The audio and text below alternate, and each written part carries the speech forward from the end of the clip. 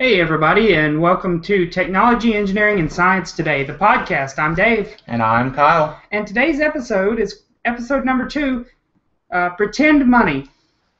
Now, we're going to be talking about Bitcoin. Oh, dear. I agree. But first, we do have some commentary from last week to respond to. All right. And we got a new email address. Oh, yes. It is test, T-E-S-T, at pearsonmediagroup.com, and that's Pearson, P-A-R-S-O-N, media, I'm pretty sure most of you know how to spell that, and group, I'm pretty sure you can spell that too, .com. All right, test at pearsonmediagroup.com. You can send us all your emails, all commentary there. We want to thank our publishing company, Pearson Media Group, for that email. It's extremely helpful, and we're glad to be a part. Yep. Our voicemail number is 501-396-9351.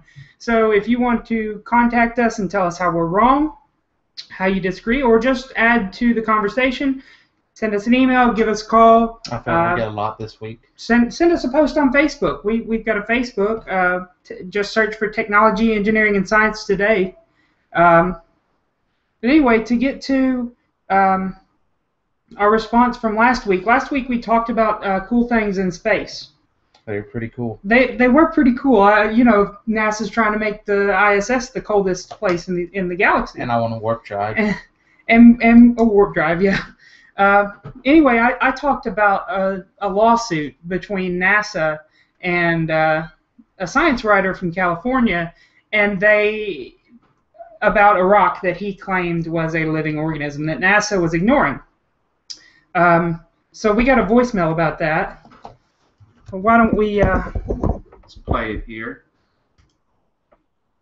Hey guys, Dave here.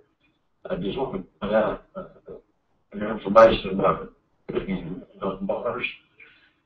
Planet propulsion systems would get us there in about 1 year.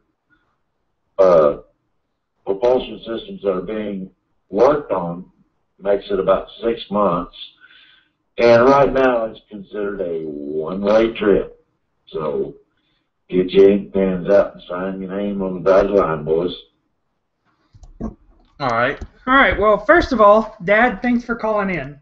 It's a little sad. It's fine. It's fine. He can comment as much as he wants. I appreciate any comments, no matter who it is. But everybody, that was my dad. He's breaking up a little bit at the beginning, so I'll fill that part in. His name's Dave, and he was talking about how long it would take a group of humans to get to Mars. Right. Now, I made the comment last week that currently it takes 3 months to get to Mars. Correct. And that is correct. And that's but that's how long it takes to get a rover. Right. To Mars. So there's a lot of difference in right. That. There's not so much. There isn't. Yes. Just keep going. There's not so much weight and that kind of thing. You don't have to worry about food. You don't have to worry about places to go to the bathroom, that kind of thing. Right. So there's a lot less to worry about when it comes to taking a rover to Mars versus people.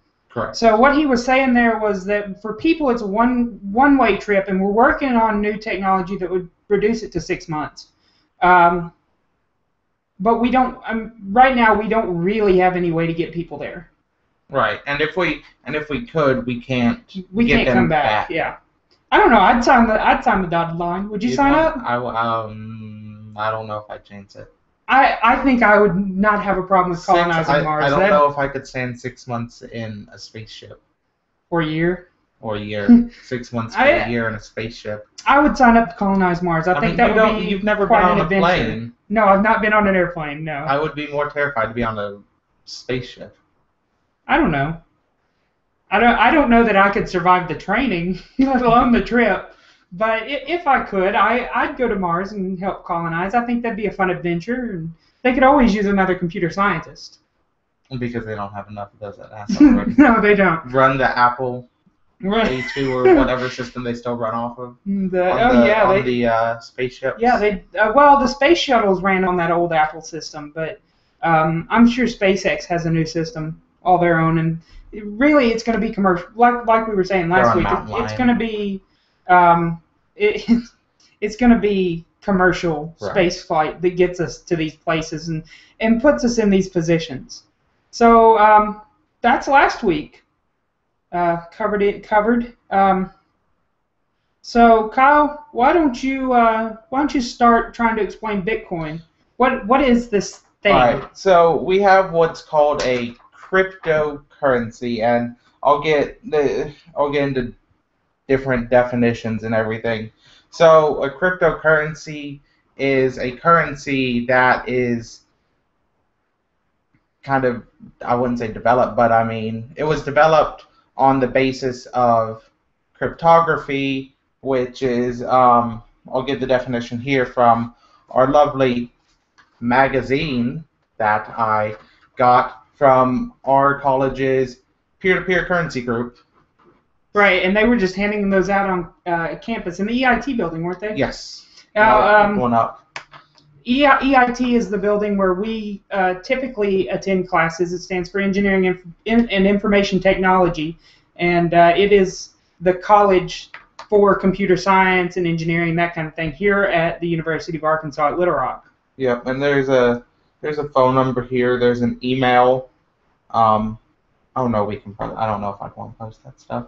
May get stuff. But anyway, so define cryptography for those of you who don't know. It's a branch of mathematics that creates mathematical proofs to provide high levels of security. So computer programming. Mm-hmm. If you go into security, you do cryptography, develop security systems, sure. All that. Like for the Pentagon, CIA, all those. Online commerce and banking already use cryptography to encrypt like their vaults, online security for accounts, all that. So I think we need to start just a little bit more simple here in trying to describe what Bitcoin is. So Bitcoin is a peer-to-peer payment system more than anything. Yes. So peer-to-peer, instead of your computer interfacing with a server and then interfacing with another machine or anything like that, you're interfacing directly between two user nodes, two user machines. And it's a digital currency, but it was introduced as an open source software in 2009 by a developer who called himself Satoshi Nakamoto, but that's a pseudonym. No one actually knows the person who released this software. Right. I heard that it was actually, I believe this to be true, it was actually a thesis for a graduate business. I don't know, but all we really know is that no one's claimed responsibility. Right. Now, there is a council that has formed to try to figure out what to do with this. And it's become wildly popular.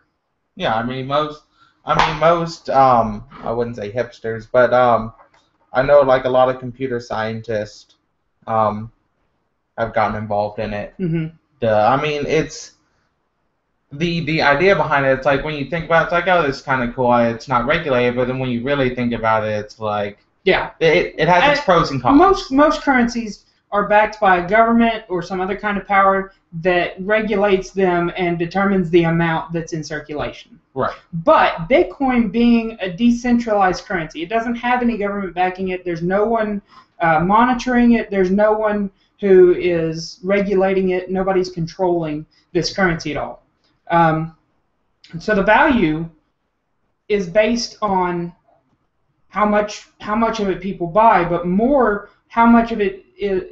The value of currency is usually based upon how much there is in circulation. Correct. So the way that changes is you can mine bitcoins. Like you can do nothing but set a computer off, which now the algorithm's gotten pretty up there, and you have to have a specialized machine. You have to spend money to make money. Yeah. Invest in it.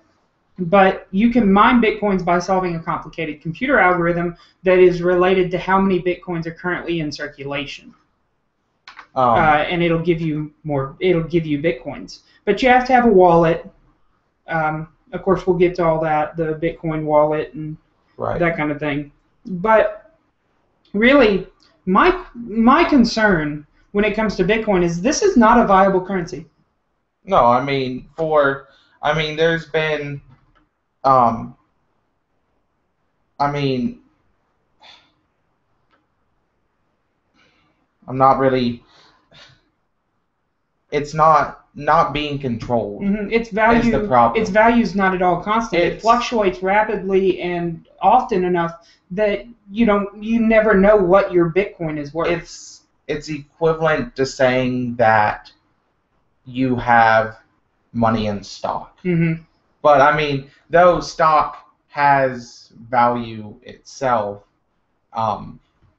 it's not worth anything. Right. It's But it's not the same because there are businesses, mostly online businesses, that will take Bitcoin. Yes. Now, in the United States, Bitcoin has been the subject of scrutiny due to ties with illicit activity. You can buy drugs from your drug dealer without ever meeting him. Yep, like the Silk Road, The Silk Road original online Silk black Road. market. The original Silk Road that eventually got Now- shut down. Now, last year, the FBI shut down the Silk Road online black market, and they seized 144,000 Bitcoins, which at the time was worth 28.5 million US dollars. So, I mean, the main reason is because, I mean, I can go on there and I can launder money. I saw a lot of places talking about money laundering. So, let's take the example of like Breaking Bad, for example. Okay. So how he did the car wash thing, for Right. those of you who don't know, he opened the car wash. But instead, I can go to one of the many exchanges that have opened up and say, okay, well, I have 50 million or however much I have, and I say, okay, I want this all transferred to Bitcoins, Mm-hmm. and I can then go and start an online business, and I can and I can slowly buy stuff, and because the Bitcoins aren't monitored by the government, I can just use my own wallet to send money to, or even open multiple wallets and put Mm-hmm. money in and send it to my business, and then after that transfer those Bitcoins that I have through the exchange back to real money. Right, and it's all untraceable and anonymous, and it's nearly impossible for anybody to get caught And because of that. and it can be taxed, but it's hard to Mhm. enforce. I mean, Yeah, I think I wanted to say Australia enforces it. I think Sweden. I don't Maybe know. another one? I know. What I think there's one country that's successful in enforcing tax laws on it. But in the United States, it technically is income, and you would have to report it. But if you don't, I mean, Right, or even if they forced it, since it fluctuates so much, you could wait and say, okay, well, I'll just report it whenever it's at its most amount right. instead of when it's at its highest. And right now, it's at a couple of different prices. Bitstamp, which is a British exchange, is pricing it at 570 US dollars per Bitcoin. BTCE is got it at 547. Now, Mt. Gox, we're going to talk a little bit about Mt. Gox, but their latest price is only 135 US dollars per Bitcoin, which is way down. Now, Mt. Gox is the exchange with the highest volume. Yes, they're the world's largest Right. Well, Bitcoin. I don't know if you can exchange. say that because Well, not anymore. a lot of people lost a lot of money Not anymore. here recently when Mt. Gox just disappeared. Yep. Their website was taken down. They went bankrupt, and apparently a lot of people had their Bitcoin stolen. They believe. Hold on, let me see. Pull up my article here. Let's see. The CEO Mark Karpeles. That it's French, so I'm probably not pronouncing that right. He said there's a weakness in the system which allowed supposed hackers to hack in and transfer the Bitcoin. So kind of like, for those of you that didn't hear the Silk Road, the second Silk Road 2.0 or whatever, a few weeks ago they had Bitcoin stolen.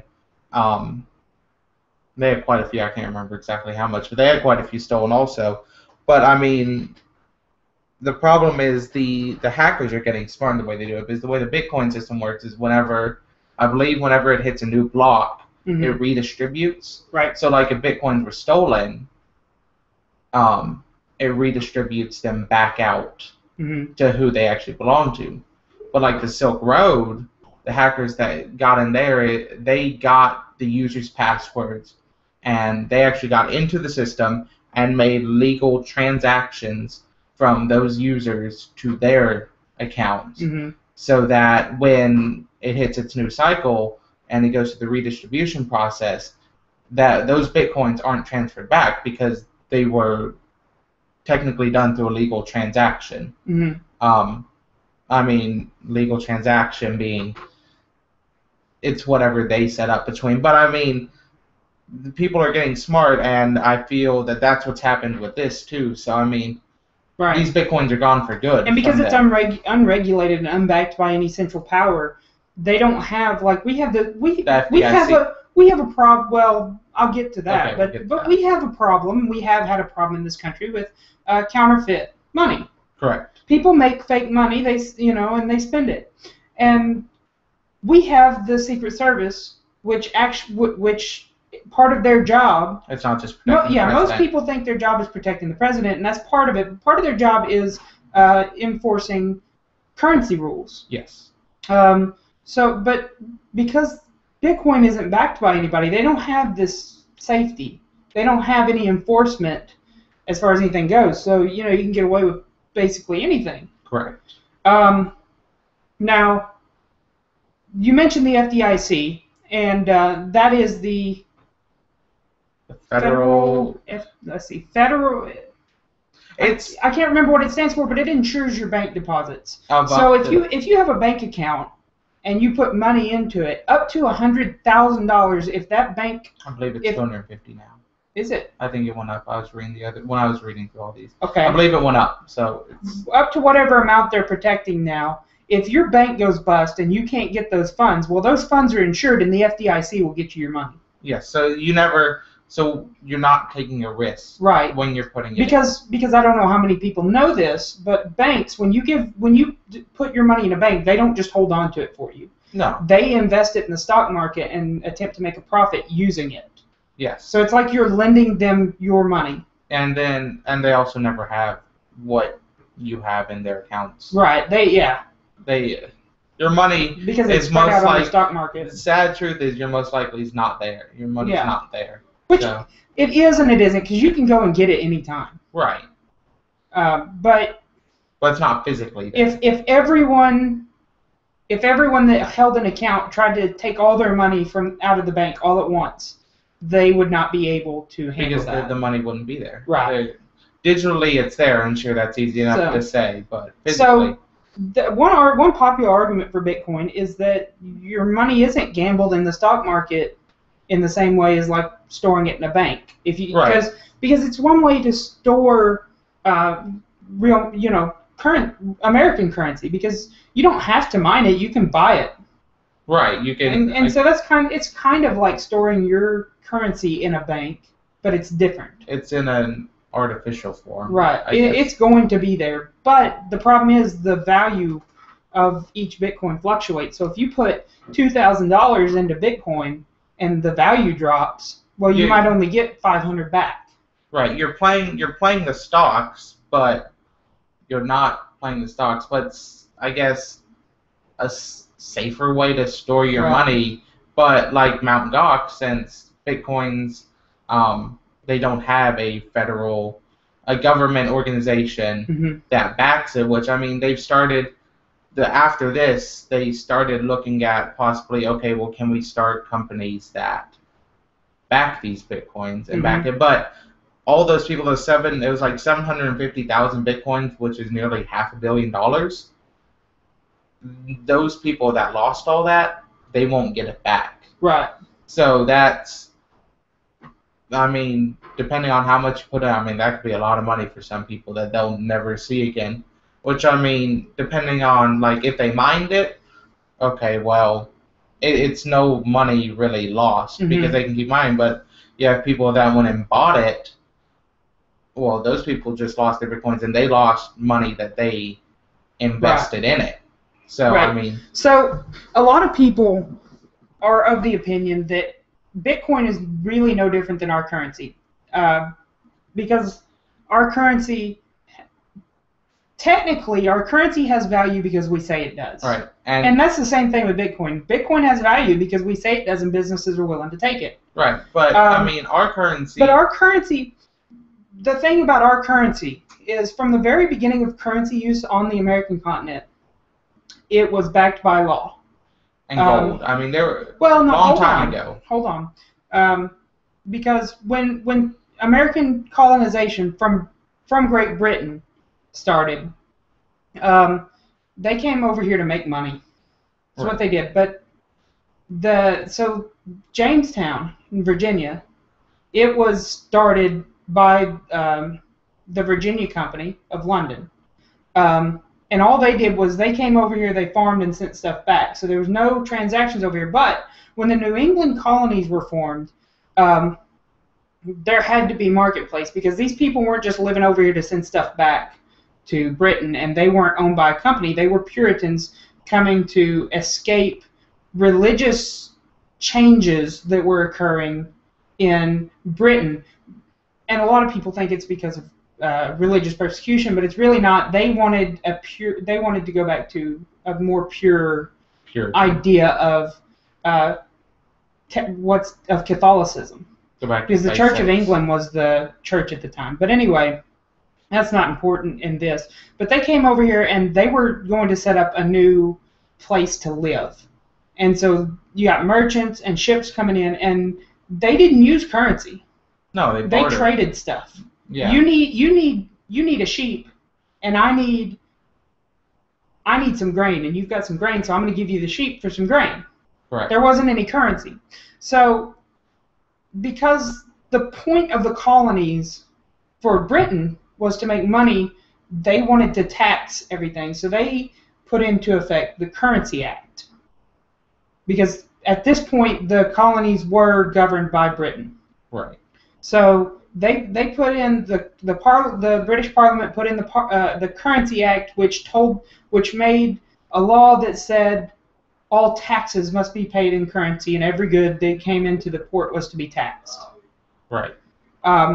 So from the very beginning, you have to have money, this money that the government wants, because it's law. Right. So it's backed up by law. And then move forward to our current situation, and our currency is, you still have to have it for tax purposes. But it's backed up by law in that if you open a store and I walk in with US dollars and say I want to buy this product, you say, no, I want 50 nails. You can't do that. You can if I agree to it, but you have to accept legal tender, which is our currency, US dollars, in your store if you open a store. And if you don't, I can take you to court, and the court will side on the consumer, because you by law must accept U.S. money, and everybody does. And because every single person accepts it as currency, it has real value. And yes, it used to be backed by gold, but we don't have that much gold anymore. It's we spent it all. Our military with too big of a credit card. But it doesn't really, being backed by gold isn't what gives it value. It's people's willingness to take it.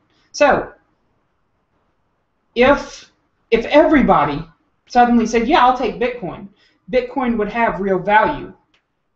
But because there's only a select number of people who will take Bitcoin, and because it's unregulated, not only does it not have real value, but it's dangerous. Now the libertarians love it. Because it's a true free market. It's unregulated, and there's no government controlling the money. All right, so I can go on there and I can do whatever I want to do. Because it gives an example here. Let's see if I can find it. Okay. Here we go. Here's some examples why Bitcoins are a good idea. Okay, with Bitcoins, one does not need permission to direct one's own financial life. This means people can contribute to controversial causes they believe are important with no government agency or financial company able to cut off the payment flow. It means an entrepreneurial child can start an internet business before he or she is 18, which they can't do with U.S. dollars. It means a rural African farmer can receive payment for crops from a neighboring city even with no bank account, which I don't know how he has a computer anyways, to get Bitcoins. Or it means a citizen of a tyrannical nation like North Korea, but they don't have internet access, can hide his financial assets from seizure. Okay, so let's talk about the U.S. part of that. Read that again. The not right before the entrepreneurial child. It means that no government agency or financial aid company. No, that's not the part I meant. The controversial. Contribute to controversial things. Oh yes, this means a person can contribute to controversial causes they believe are important without the government. I can do that now. Yeah. If there's a cause that accepts donations, I can do that. And okay, first of all, I'm not talking about donating to groups that are labeled as hate groups or or anything like that is going to get me on like a terrorist watch list or on a hate group list. Because hate groups labeled as hate groups are not just controversial things. They're not just controversial things that they're fighting for. They do things the wrong way. That's why they get labeled a hate group. You can't go about things through violence through violence or hate. I mean, it's just not an acceptable thing in the kind of society that we live in. Correct. So, that kind of stuff aside, I can contribute to any controversial thing that I want to, and the government's not going to say jack. No, because though it's kind of somewhat in our Bill of Rights. Yeah. It's not explicitly defined. But we have that right to freedom to do that. The thing about the libertarians, though, is they're kind of shaky. They're kind of scared about anything government. Right, but the government's got their hands in every pot, and you can't get away from them. Way of looking. What this is saying is that so you have this controversial group. I can't think of one right now. Besides hate groups. Besides hate groups, I can't think of an example where one would even be. Yeah. But so let's say we could pay them in Bitcoins. So if the government ever gets anything that would shut that group down, instead of seizing, they can't seize their money now. Right. Because it's all electronically backed up. Bitcoin crashed and it's not worth anything this week. So so if they have all their money in a wallet like on Mt. Gox, which they have both a Japanese and another exchange somewhere else in the world. But if you put one in overseas, it's like having an overseas bank account. The U.S. can't touch that. Right. They can't do anything. So unless they have an agreement with that country. Right. So so the Bitcoins, if the U.S. goes to that exchange, the exchange is just gonna shut the door and tell them to leave. Right. Basically, when they come and try to seize them. Right. Which that kind of leads me into my article for today. I only have one. This article is about a U.S. company called Second Market that is looking at creating a regulated U.S. Bitcoin exchange. So, I guess, go on and explain. No, ask questions when you're done. Well, the article talks quite a bit about Mt. Gox, because Mt. Gox really put Bitcoin in jeopardy a bit. It was the most prominent exchange, and it lost hundreds of millions of dollars worth of Bitcoin following attacks from hackers. A document from Mt. Gox said that the company lost 744,408 Bitcoins, or about $350 million US dollars. One user reported having $285,000 stuck with Mt. Gox, which Why?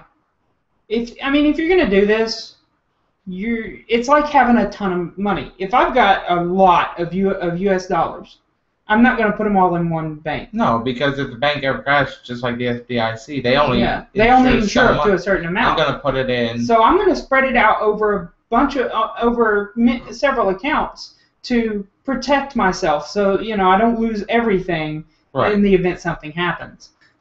The same thing is true of Bitcoin. If you're going to use Bitcoin, use it safely. Don't put all your money in one exchange because they go or they get attacked by hackers and you've lost it all. Right. It's like playing the stock market. You can put it all in one spot, but you want to. Yeah, you want to spread it out. Spread it out. Mm-hmm.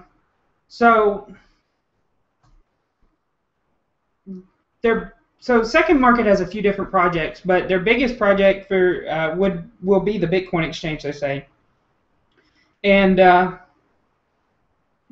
they're looking at doing something that's a lot less similar to what exists now, and it's more similar to, say, the New York Stock Exchange. Okay.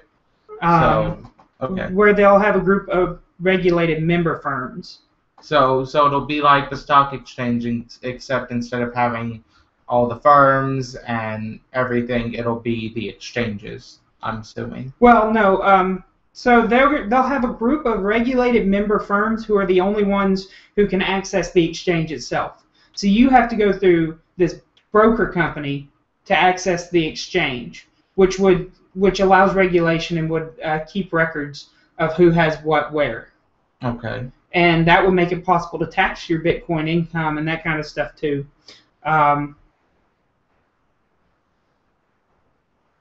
The exchange, according to the CEO of this company, would have Bitcoin companies and banks trade Bitcoin and dollars with one another and be able to set a spot price for Bitcoin. So they're talking about levelizing the price so that it's not fluctuating so rapidly and so extremely.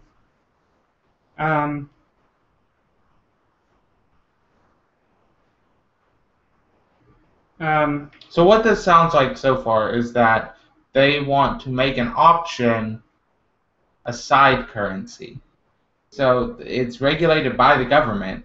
Well, I'm sure that we would make laws that regulate the company, the practice of the company. But would it regulate the currency? No, because it's a stock.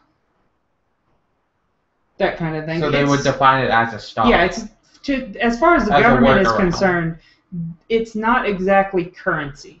Right. So so it's taxable Well, when you take it out of Bitcoin and into U.S. dollars, because to be honest, if you're going to spend it, you got to have it in a real currency. Right. There's very few places that accept Bitcoin right now. So when you take it out of Bitcoin into U.S. money, well, that U.S. money that you got from the Bitcoins is income and is taxed. Okay. Along with your other income. So basically, the point of this is that banks have come to the conclusion that Bitcoin is not going away. A lot of people are interested in it, a lot of people are excited about it, and a lot of people think it has a future. So these banks are looking to get involved, which is exactly counterintuitive to what Bitcoin is all about anyway.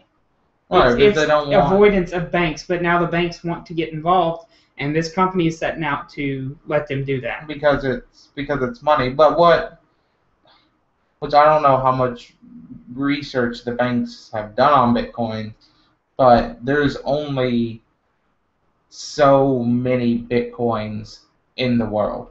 Like our currency, okay, there's a limit to how much we can have in circulation and how much we can print, and that's just based on how much material we have. But we can go and we can print all day and night currency, and we can just throw it all out there. And we can have I'm going to use that near infinite amount. Right, but you have to keep in mind that the more currency that's in circulation, the lower the value of each piece. Right. But with Bitcoins, there's 21 million available to all users. And they've taken in, you can have parts of a Bitcoin, unlike you can have parts of dollar. We can have only change as much as we have. Mm-hmm.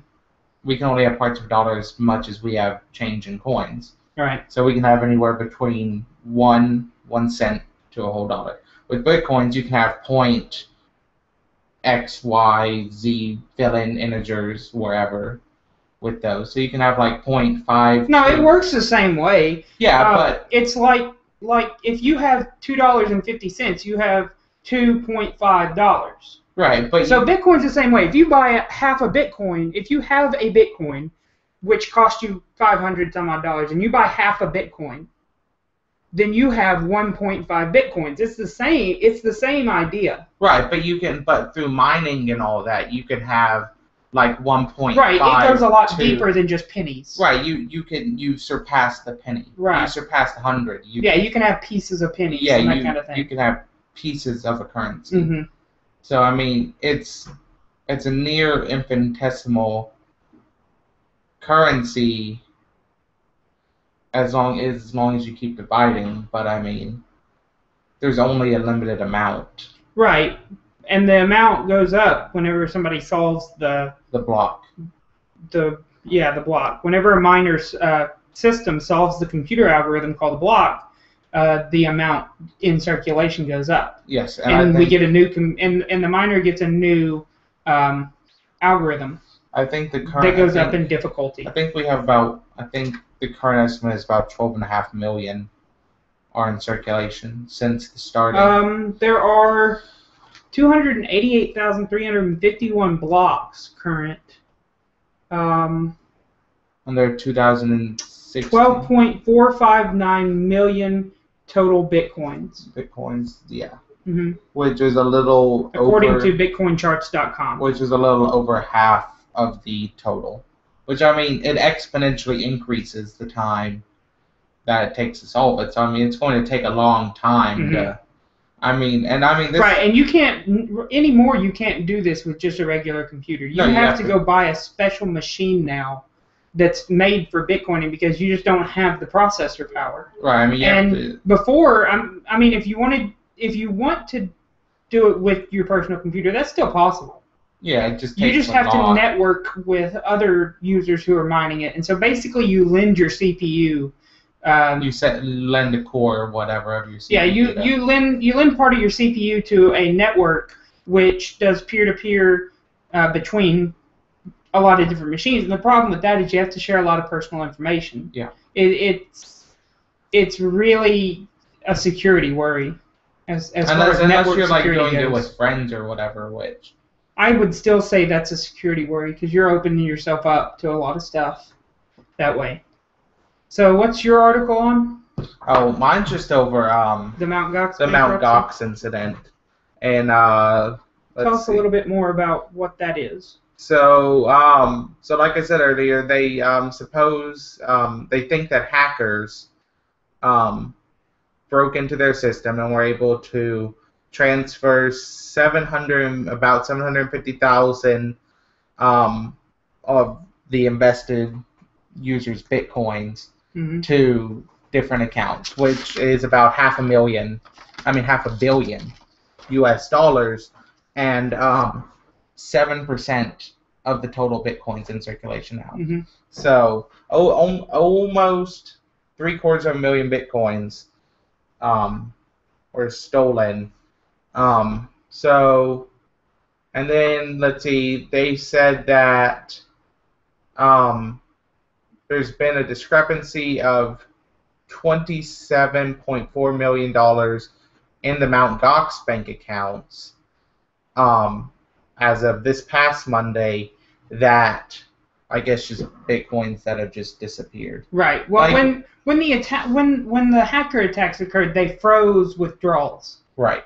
So nobody could get their money out of it or anything, but there's money beyond what was taken missing. Right. Also, and I mean they had, I think it was a few years ago, they also had another attack.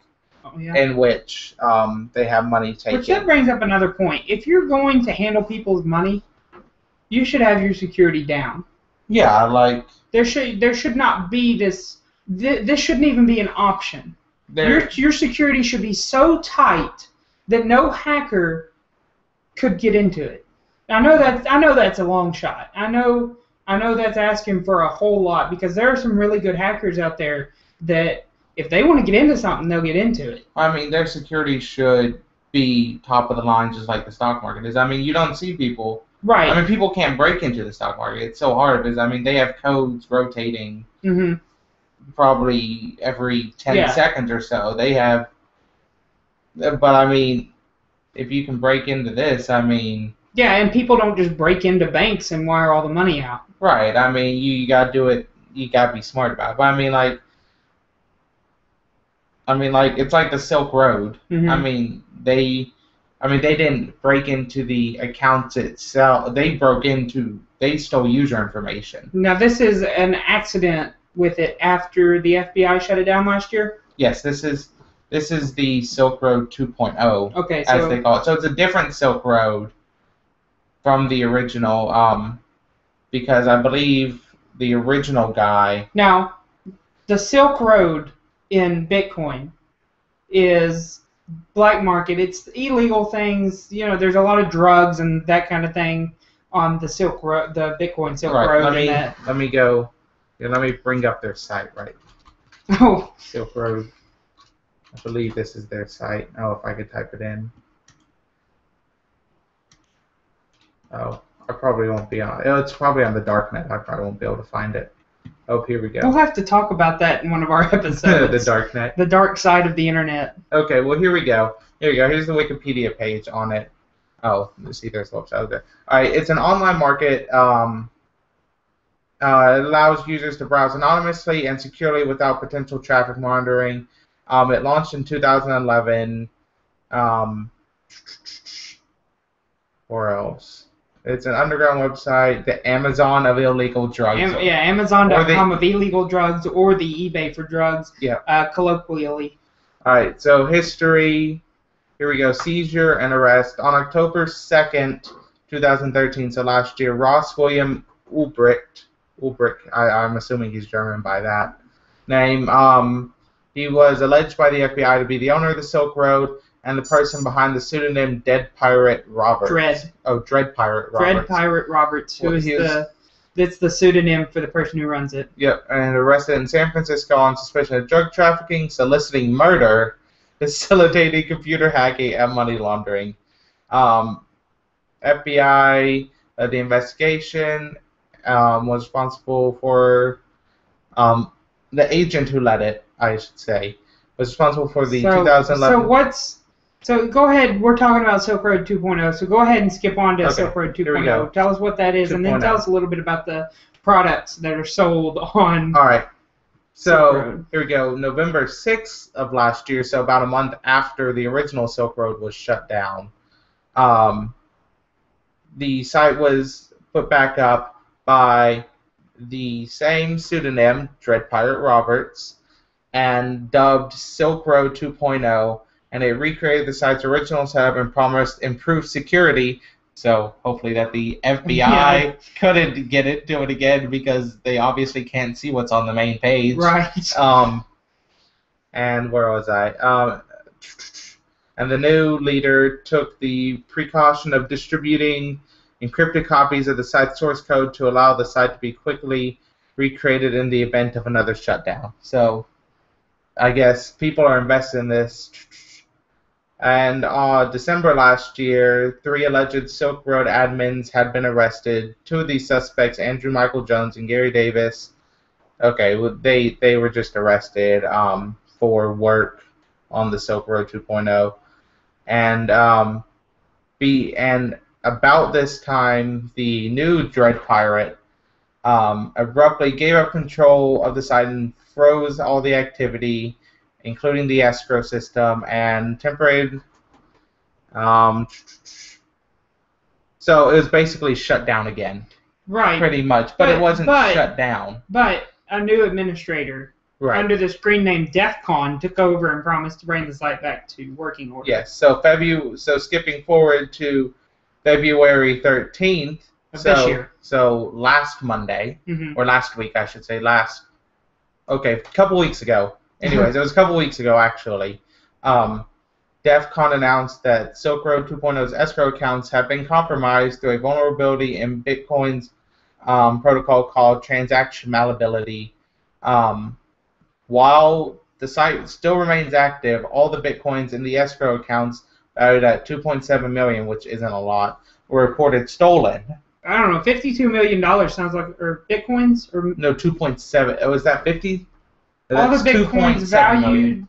at 52.7 million, what? Is it? No, that's dollars. That's a dollar sign. Oh, it's a That's dollar not sign. five. Oh, it's 2.7 million. Yes, 2.7. Okay. All right. Okay. That's still a lot of money to me, All right. anyway. All right, so let's go to what they sell on the site. March last year, the site had 10,000 products. 70% were drugs, considered contrabands in most jurisdictions. 340 varieties, including heroin, LSD, and weed. The site's terms of service prohibit the sale of anything whose purpose is to harm or defraud. So, So what can't you sell? child pornography, Good. stolen credit cards, That's good. assassinations. Where am I going to buy assassinations if I can't buy them with my Bitcoins? Even though the original Dread Pirate was arrested for soliciting murder. Right. Weapons of a mass mass- destruction? So you can't buy nukes or Damn. chemical weapons or biological weapons. There are also legal goods and services for sale, such as the nice stuff like apparel, books, cigarettes, erotica, and jewelry and writing services. The sister site, The Armory, sold weapons, primarily guns. I'm afraid to see what else they have. Maybe weapons of mass destruction, since you can't sell them on the Silk Road. You gotta go to the Armory for the mass destruction. But it was shut down in 2011 because there was not enough demand for the weapons, apparently.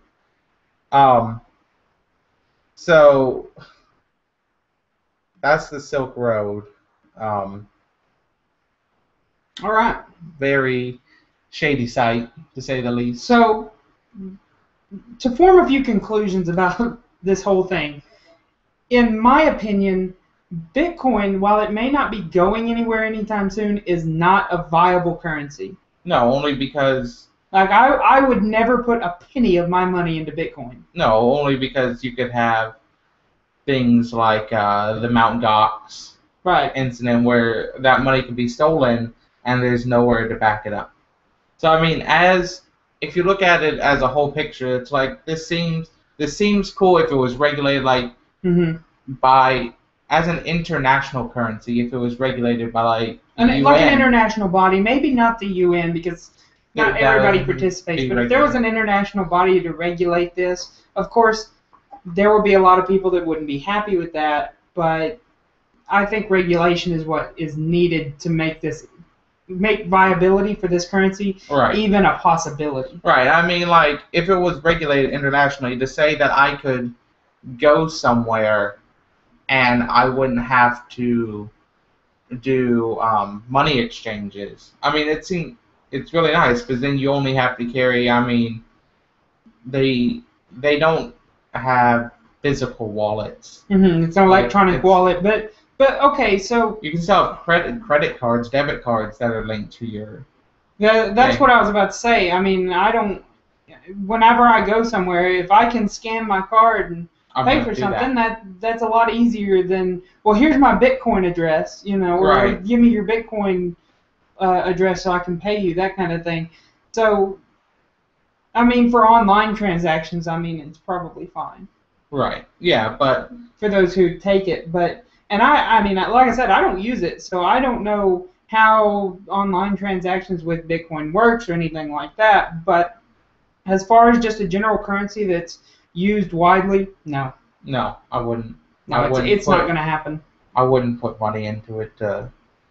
Now, I mean, like I was trying to set up my computer earlier to see if I could do the mining and just see what it was all about and try to get it set up. Like if I was to I wouldn't actually buy a computer. Right. But like if I could do it with my computer right here, it's like, okay, well, I can basically make free money with what I have. Right. Kind of, and then whenever I'm done, I can just go and exchange it, but it's like it's nothing that I would ever invest in.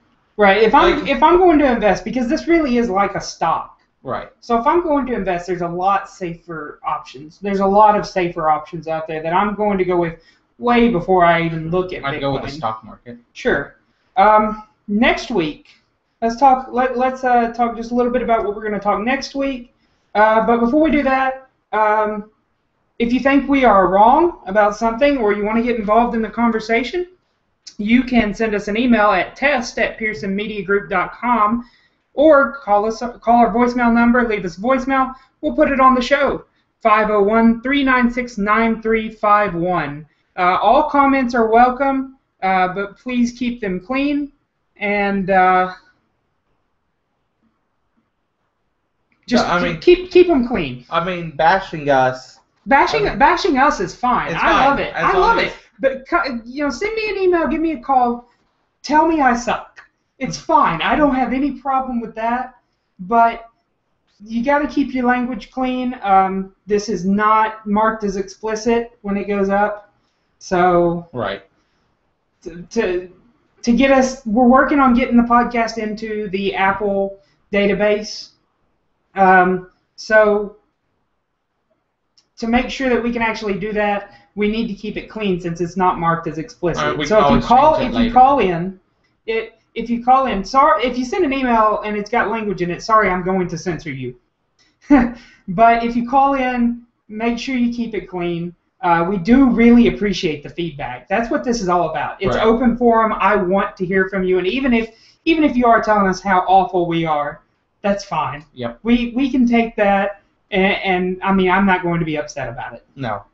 So a little bit about what we're going to be talking about next week. Wearable tech. Talk about some Google Glass. No. Come on. Okay. Come on. You gotta admit, the idea of augmented reality eyewear is really cool. I'd rather have an implant chip in my eye. Well, we're not there yet. You got to take it a step at a time. Now, a lot of people express privacy concerns because Google Glass does have a camera on it that records. Now, there are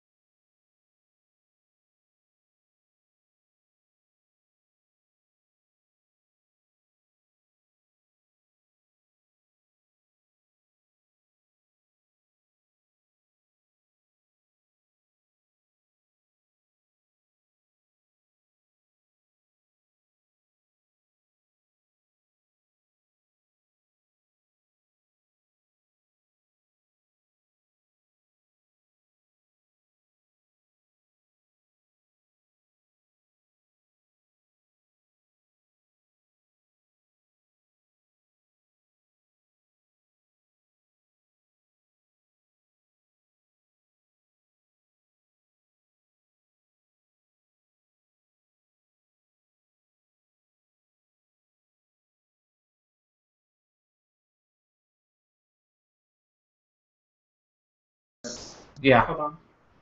Okay, so something went wrong with the live stream there. All right. We'll ignore that. For those of you listening to the audio-only version, we do live stream a video on our YouTube channel every episode. The channel's Technology Engineering and Science Today, the podcast. You can search us there. All our videos stay up there after the live stream is over, so you can watch it anytime. You can comment there as well. We'll see that. Or if you prefer the audio only, that's fine too. Yeah. But anyway, there's a lot of wearable tech out there, and we're going to have a lot of fun talking about that. Yeah, I think it'll be fun. This podcast was produced by Pearson Media Group, which, again, to Pearson Media Group, we really appreciate your support, and I'm happy they took us on. Yeah, we're really happy that they took us on. We appreciate the support, and we hope that the relationship will be mutually beneficial. I think it will be. Yep. All right, so tune in next week for our episode on wearable tech, and have a great week. All right, see you guys next week. I can't see my mouse.